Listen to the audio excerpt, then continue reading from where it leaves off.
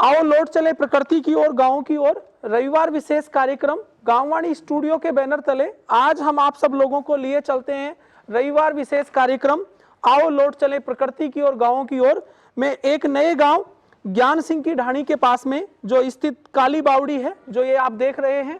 इसका इतिहास प्राचीन काल में जब पांडव अज्ञातवास में थे, जब विराटनगर उन्होंने आगमन किया था, उसी समय की कहानी इस गांव से जुड़ी हुई है। और गांव के लोगों से चर्चा करने के बाद हमें ज्ञात हुआ कि इस बावड़ी का निर्माण एक रात्रि में किया गया था और इसमें काले पत्थर का उपयोग किया गया। इस कारण इस बावड़ी का नाम काली बावड़ी रखा गया है। और यह जो बावड़ी है ज्ञानपुरा से 3 किलोमीटर दूर, और अगर हम बात करें हमारे नारायणपुर से, तो लगभग नारायणपुर जो हमारा गांव है उससे ये 3 से 4 किलोमीटर दूर स्थित है। और कूल का जो कुंड है उसके बिल्कुल समीप ये बावड़ी स्थित है। इस बावड़ी का जो इतिहास है वो पांडव काल से जुड़ा हुआ है, जो हमें गांव वालों से जानकारी मिलने से पता चला। और हमारे साथ कैलाश जी हैं। नमस्कार कैलाश जी। ये जो काली बावड़ी हम यहाँ देख रहे हैं, इस बावड़ी को किसने बनाया, कैसे बनाया? भीम पांडव बनाया था। भीम पांडवों द्वारा बनाई गई थी। बताया जा रहा है कि अज्ञातवास में जब पांडव जो अज्ञातवास में थे, तो जब विराटनगर जब उन्होंने वास किया तो उस दौरान वो इस गांव में भी आए थे और उन्होंने एक रात्रि में इस बावड़ी का निर्माण किया है, जिसमें काले पत्थर लगे हुए हैं और लोग इसे काली बावड़ी के नाम से जानते हैं। हाँ, काली बावड़ी। तो मैं आपसे जानना चाहूंगा कि इस बावड़ी को बनाने के बाद में कोई पानी का स्रोत भी था क्या? इसमें पानी वगैरह इकट्ठा होता था? पानी खूब छा, पहले बुतेरा पानी छाई में खूब ना भरोसा में कूद कूद ना भरोसा बीजे आएगा आईने एक उकील को छोड़ो मर को ज्ञान परा को आएगा मायने तेरे किनारे 3 जना ना भाड़ा था, वो मर गया जा, फिर वो नीचान रूप का चाहे में आएगा मायने। अच्छा। फिर मार डाणी का काट दिया था। मतलब वो पहले लोग नहाने के लिए भी आंखों हाँ खूब ऊंडा स्कूद भरोसा पाइट मूसला चाहे माले। अच्छा। पाइट मूसला माला स्कूद भरोसा ऊंडा तक भरी छी, ऊंडा तक फुल पहले फुल भरी छी ऊंडा तक। तो ये पानी बाहर से बरसात का ही आता था या फिर ना नीचा को पानी छो हमें जोड़े भरो चाहिए इंजन भी लगायो छो हमें। अच्छा, इसमें पानी नीचे से अपने हाँ पानी यही बेरामस पानी आवरो छो ऊपर ये भरी रही छी, फुल भरी छी। तो आज बड़ी से बड़ी ढकरी छी। अच्छा, पूरा ढका हुआ था। हाँ, सीढ़ियां कुछ नहीं दिखती थी। आईने ना भरो चाहिए बैठक ना हो चाहे कूद कूद ना भरो। तो देखिए आज हमें एक नई जानकारी यहाँ पर देखने को मिली है। जो बावड़ी आप देख रहे हैं, बताया कि कैलाश जी ने कि इस बावड़ी का निर्माण अज्ञातवास के दौरान जब पांडव विराटनगर में आए थे, उसी दौरान इस गांव में भी वो आके गए थे और इस बावड़ी का नाम काली बावड़ी रखा गया है। ये नारायणपुर से ये 3 किलोमीटर दूर है। हाँ, और ज्ञान सिंह की ढाणी में ये स्थित है, ये जो काली बावड़ी है। और इस बावड़ी में पहले काफी पानी भरा हुआ रहता था। ये नीचे से इसमें जल का स्रोत भी था और ऊपर की तरफ इसमें लोग पानी के लिए इसमें जल का स्रोत पानी जो क्या बोलते थे उसको, पहले जो पानी खींच के निकालते थे, कोई ऐसे रेंट या क्या बोलते थे? नहीं बड़ा लाव चिड़स चलता है। मतलब इसमें लाव चिड़स वगैरह भी चला करती थी। इंजन भी चले और इंजन भी लोगों ने खूब सारे इसमें लगाए थे। इंजन लगाया था। तो कितने दिन के बाद में ये जो बावड़ी है अब वर्तमान में, ये कितने दिन हो गए जबकि ये सूखी है? या साहब कम से कम भी 20 वर्ष होगा सूखी। अच्छा, 20 वर्ष के लगभग ये सूख गई। 20 वर्ष पहले इसमें पानी बहुत बुतेरा है, पानी काफी पानी था। हाँ, काफी पानी। तो धन्यवाद कैलाश जी, आपने इतनी महत्वपूर्ण जानकारी हमारी गांववाणी टीम के साथ साझा की। तो इसी तरह रोचक तथ्यों के साथ जो हमारी धरोहर हैं और काफी सालों से हमारी इस गांव की पहचान है, उसी एक पहचान के साथ आज हम रविवार विशेष कार्यक्रम गांववाणी स्टूडियो के साथ आज इस ज्ञान सिंह की ढाणी में स्थित इस काली बावड़ी के ऊपर हैं, जो ज्ञानपुरा से लगभग 4 से 5 किलोमीटर दूर है। और अगर हम नारायणपुर से आना चाहें तो ये 3 किलोमीटर ये कूल की पहाड़ियों के आसपास ये स्थित काली बावड़ी है। कूल का कुंड है, नीचे बावड़ी है। और यहाँ जस्ट ऊपर बता रहे हैं कि कूल का कुंड जो है साइड में कूल का कुंड उसके पास में ही ये बावड़ी स्थित है। और इस बावड़ी का काफी ऐतिहासिक भी महत्व बताया गया है। अभी हमें जानकारी गांव के लोगों से हमने चर्चा की तो पता चला कि इसका इतिहास अज्ञातवास में पांडवों से जुड़ा हुआ है और पांडवों के द्वारा इस बावड़ी का निर्माण किया गया था। रात्रि में पांडवों के द्वारा इसे बनाया गया था। और अभी कई गांव वालों से हमने पूछा कि जब सुबह चक्की चलने के बाद, क्योंकि पहले गेहूं वगैरह चाकी से पीसे जाते थे, चाकी से पीसे। तो जब चाकी के पीसने की आवाज आई तो ये निर्माण उन्होंने बंद करके और यहाँ से चले गए थे। तो ये इस काली बावड़ी की कहानी है और काफी जल का ये स्रोत भी था गांव वालों के लिए, पानी का यही एकमात्र स्रोत था उस समय, जब लोग इसे पानी को पीने के लिए और सिंचाई के लिए, बताया कि यहाँ रैट वगैरह भी इसमें चलते थे, लोग रस्से से और बाल्टियों से पानी खींचकर इसे पीने के लिए भी और बाकी अपनी कृषि संबंधी कार्यों के लिए भी इसे उपयोग में लेते थे। तो कैलाश जी को मैं धन्यवाद दूंगा कि इन्होंने इतनी अच्छी जानकारी हमारी गांववाणी टीम के साथ साझा की। धन्यवाद। हमने कैलाश जी से भी रूबरू आप लोगों से करवाया है, जो इस बावड़ी के इतिहास के बारे में बताते हैं, और ये भी पता चला कि प्राचीन काल में इस बावड़ी का उपयोग जल संचय के साथ में गांव के लोग सिंचाई के अतिरिक्त इसमें रैट वगैरह भी चलते थे और कुएं से पानी खींचने के लिए भी लोग इस बावड़ी का उपयोग पानी पीने के लिए भी करते थे। तो इसी प्रकार इतिहास में भी इसका काफ़ी अच्छा महत्व है और प्रकृति की गोद में स्थित इस तरह की जो बावड़ियां हैं वो जल संरक्षण का काफ़ी अच्छा उपयोगी साबित होती थी। पहले वाटर हार्वेस्टिंग का ये जो स्ट्रक्चर आप देख रहे हैं, इस स्ट्रक्चर से हमें ये ज्ञात होता है कि प्रकृति में कई चीज़ें इस प्रकार बनी हुई थी जिससे उसका संतुलन बना रहता था। विगत 20 वर्षों से ये बावड़ी बिल्कुल खंडर और सूखी हुई प्रतीत होती है, लेकिन पहले इसमें पानी का जो स्तर था बिल्कुल ऊपर तक ये लबालब पूरी भरी हुई रहती थी, लेकिन आज हम इस बावड़ी को बिल्कुल बंजर सूखी देख पा रहे हैं। तो चलिए हम इस रविवार विशेष कार्यक्रम गांववाणी स्टूडियो के इस प्रोग्राम में आज आप सब लोगों को इस बावड़ी से रूबरू कराते हैं, किस प्रकार इस बावड़ी का निर्माण हुआ, कैसे इसको लोग इसकी बारे में जानकारी बताते हैं, और इसमें काले पत्थर का उपयोग किया गया है, इसी कारण इसका नाम काली बावड़ी रखा गया है और ज्ञान सिंह की ढाणी के पास ये स्थित बावड़ी है। अब हम इस बावड़ी में नीचे की ओर आप सब लोगों को लिए चलते हैं। बिल्कुल ऊपर से नीचे तक इसमें सीढ़ी बनी हुई है और सीढ़ियों का स्ट्रक्चर इस प्रकार से है कि आप किसी भी चारों तरफ अगर हम देखें तो 3 तरफ से आप किधर से भी इसमें नीचे उतर सकते हैं। एक तरफ जो ऊंचाई की तरफ अगर हम इधर देखें तो ये ऊपर की तरफ इसका स्ट्रक्चर बना हुआ है, जहां जो लोग बताते हैं कि ऊपर इसमें जो गोल पहिए का चकली नुमा आकृति लगा के और जो पहले रैट वगैरह चलते थे जिसे चिड़स बोला जाता था, उससे भी पानी लोग इससे निकालते थे, खेतों में भी सिंचाई के लिए काम में लेते थे। लेकिन आजकल ये बिल्कुल सूखा है और वर्तमान में इसमें बिल्कुल साफ सफाई संरक्षण भी नहीं हो पा रहा और ये जो काली बावड़ी है अपना मूल स्वरूप भी खोती जा रही है। लेकिन इसका इतिहास में काफ़ी अच्छा महत्व बताते हैं कि पांडवों के द्वारा इसे एकमात्र रात्रि में इस बावड़ी का निर्माण किया गया था। अगर हम इस नीचे इस बावड़ी को अगर देखते हैं तो बिल्कुल पेड़ों से ये झुरमुट बना हुआ, लेकिन हमें नीचे बावड़ी में कुछ नज़र नहीं आ रहा, कारण कि इसका संरक्षण नहीं हो पाया और इसकी देखरेख नहीं हो पा रही। लेकिन अगर इस बावड़ी का हम इतिहास उठा के देखते हैं तो काफ़ी ये पांडव काल से इसका इतिहास जुड़ा हुआ है और इसका स्ट्रक्चर भी बहुत मजबूत तरीके से बनाया गया है। इसी प्रकार के अगर स्ट्रक्चर पहले गाँव में स्थित होते थे तो लोगों की पानी की जो उपलब्धता है या फिर पानी पीने के लिए या सिंचाई के लिए भी लोगों को उपलब्ध होता था। लेकिन बरसात लगातार कम होती जा रही है, साथ में जल का अपव्यय भी हो रहा है, इस कारण इस प्रकार की बावड़ियां बेकार पड़ी हैं। लेकिन अगर इन बावड़ियों का संरक्षण हो और पुनः इनका जीर्णोद्धार हो तो निश्चित रूप से ये एक वाटर हार्वेस्टिंग का एक मजबूत स्ट्रक्चर बनकर और लोगों के लिए उपयोग में लाई जा सकती हैं। और वर्षा का जल जो कम मात्रा में ही सही अगर वो संचित किया जाए तो निश्चित रूप से भूगर्भ में जाकर वो पानी के जल स्तर को भी ऊपर उठाने में मदद करेगा। तो आज हमने आपको रविवार विशेष कार्यक्रम आओ लौट चले प्रकृति की ओर गाँवों की ओर में हमने आज ज्ञान सिंह की ढाणी के पास स्थित काली बावड़ी में आप लोगों को दिखाया कि किस प्रकार ये हमारे आसपास के क्षेत्र में स्थित है, लेकिन इसकी जानकारी बहुत से लोगों के पास में नहीं है।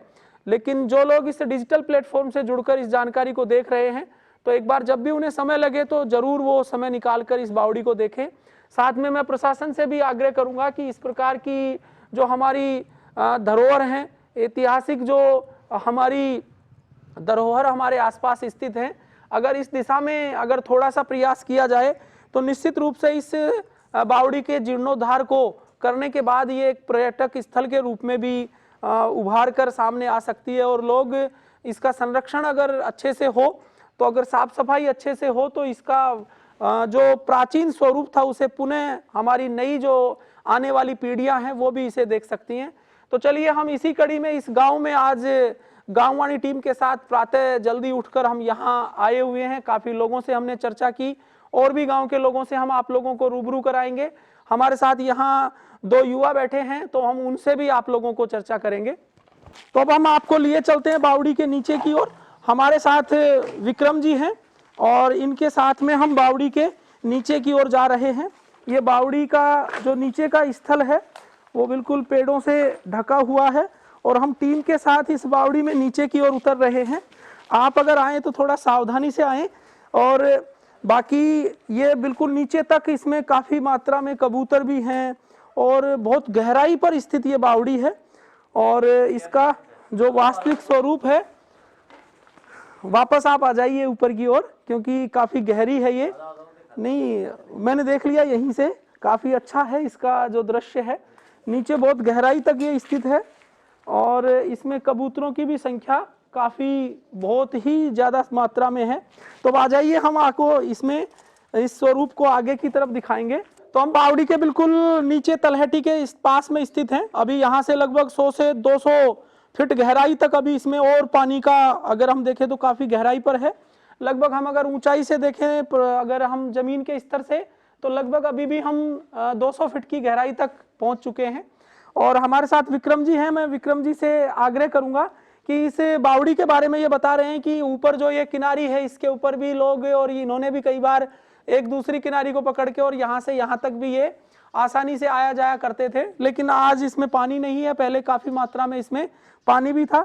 तो विक्रम जी, मैं आपसे जानना चाहूँगा कि हमारी जो गांववाणी टीम है वो आपसे ये जानना चाहेगी कि इस बावड़ी का क्या महत्व है, और आपने क्या जानकारी अपने बुजुर्गों से इस बावड़ी के बारे में जानी। ये पांडव आए थे। हाँ हाँ, रात को आए थे, रात को बना के गए थे। तो क्या बोले, वो धोती लांग में आए थे, पत्थर उतरे। अच्छा अच्छा।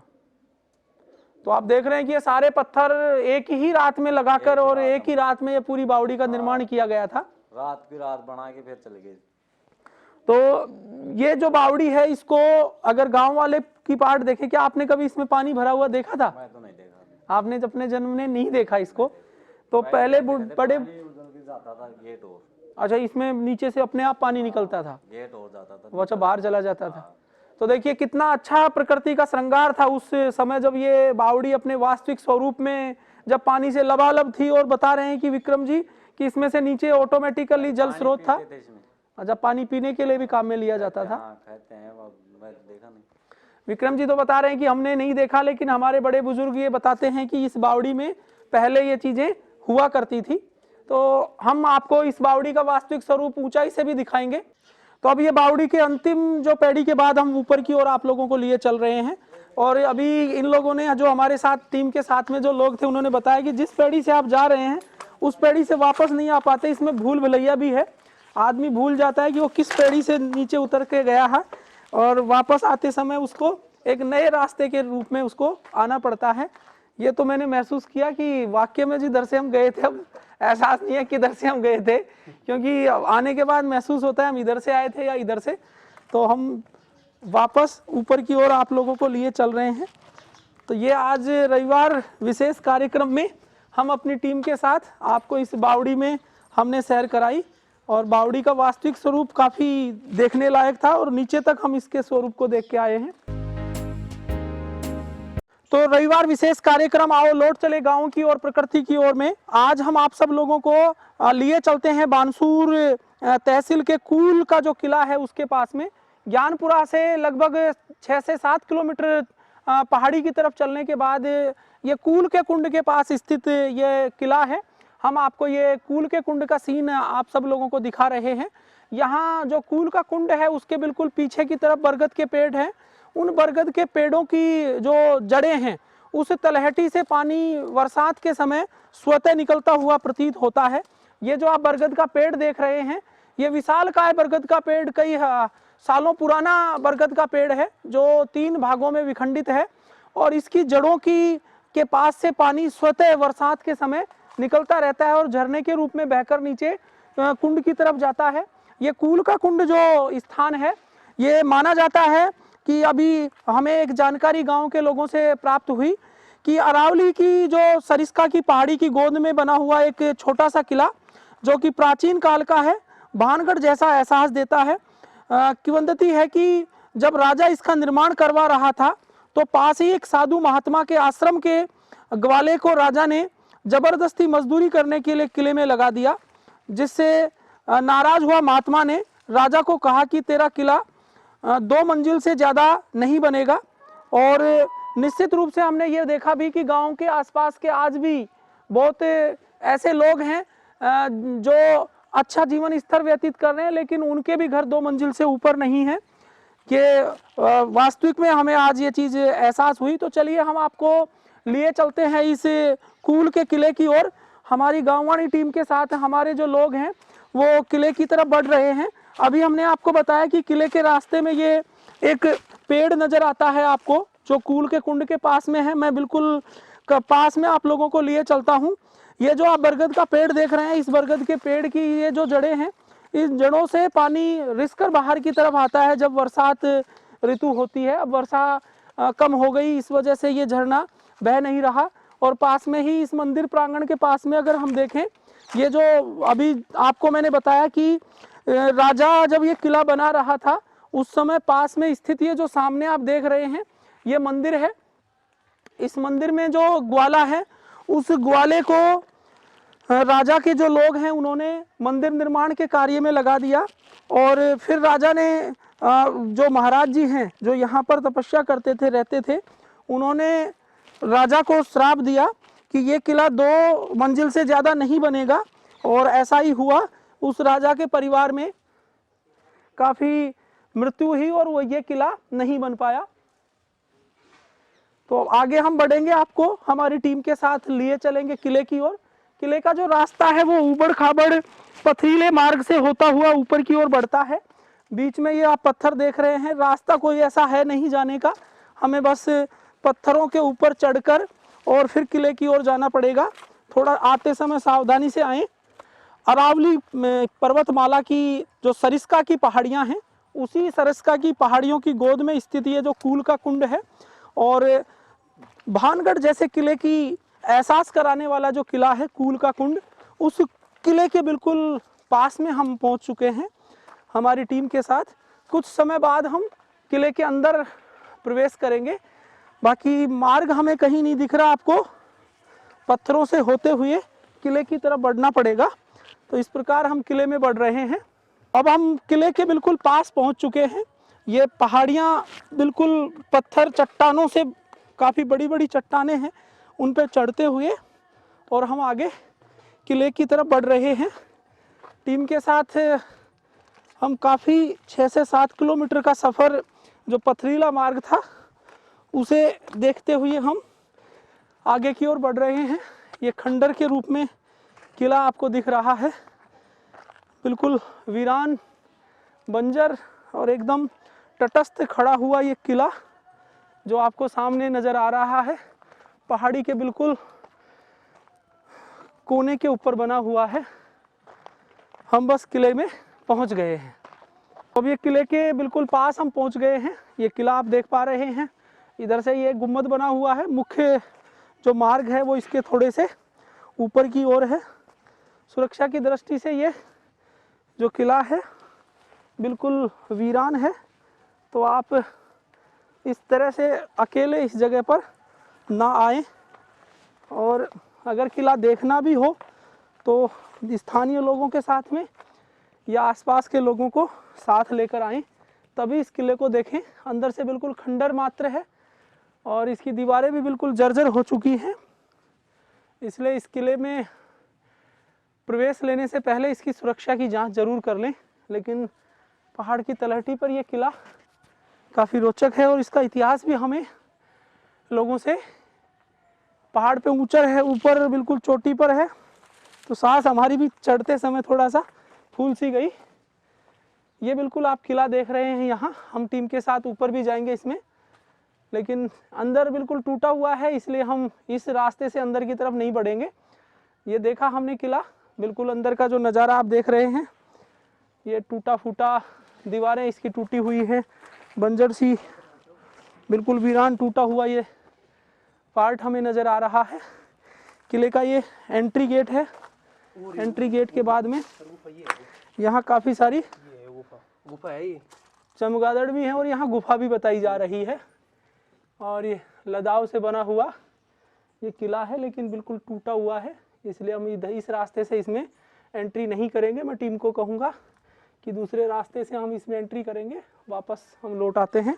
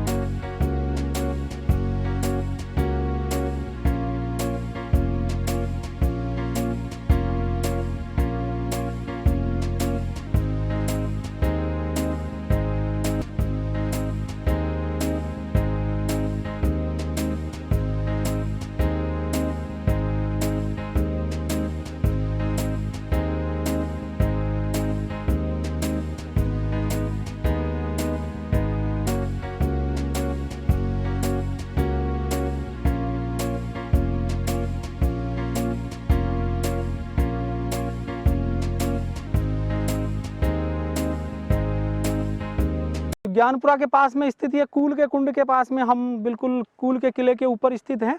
पूरी टीम ने इस किले को देखा, देखने के बाद लगा कि ये बिल्कुल उजड़ चुका किला है। नीचे बिल्कुल पहाड़ी की जो तलहटी थी उसके बगल में ये किले का निर्माण किया गया है। एक तरफ, दूसरी तरफ हमने देख रहे हैं कि पहाड़ के नीचे और एक तरफ बिल्कुल सपाट खाई बनी हुई है। सुरक्षा की दृष्टि से भी ये किला उसी स्वरूप के रूप में बनाया गया होगा प्राचीन काल में। हमें ज्ञात गांव वालों से जानकारी और जो प्रदुत लोग थे उनसे हमने पूछा कि इस किले का इतिहास क्या है, तो हमें पता चला कि ये किला काफ़ी साल पुराना है और किले का निर्माण करते समय राजा को श्राप दिया गया था, उस वजह से ये किला पूरा नहीं बन पाया। और यहाँ से 1 किलोमीटर दूर उस महाराज जी का भी स्थान है। हमारे साथ स्थानीय यहाँ के विक्रम जी हैं जो पास के ही गाँव के हैं, तो हम इनसे आपको जानकारी साझा कराएंगे कि किस प्रकार इस किले का निर्माण रुका और क्या घटनाक्रम हुआ था। तो ये गांववाणी टीम का ये जो रविवार विशेष कार्यक्रम है, तो इसमें हम इस किले के प्राचीन इतिहास की कुछ जानकारियां, कुछ झलक हम इन लोगों से आप तक पहुंचा रहे हैं।